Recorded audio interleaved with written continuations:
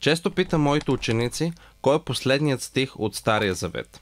Много от тях не знаят, че в този стих се говори за Божията загриженост, за обръщане на сърцата на бащите към децата и сърцата на децата към бащите, или Бог ще порази земята с проклятие. Това е краят на Стария завет.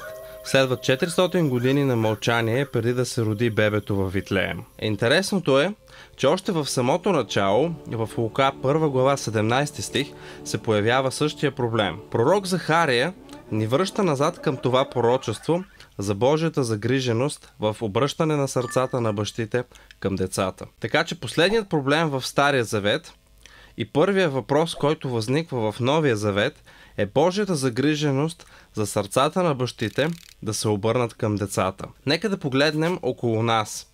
Гетата на Калкута, Манила, Рио или Найроби не са както Бог очаква от нас да живеем. Земята беше поразена с проклятие. Това не е просто следствие от неизпълнените задължения на бащите.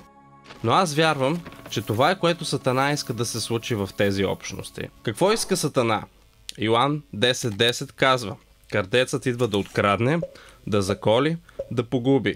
Аз съм дошъл да дам вечен живот. Сатана е крадец, убиец и разрушител на изобилния живот, който Исус иска всички ние да имаме, включително и децата. Това може да се случи само в църквата, която има духовни ресурси да обърне проклятието в благословение. Така че църквата е отговорна да разбере този проблем, а именно обръщането на сърцата на бащите към децата.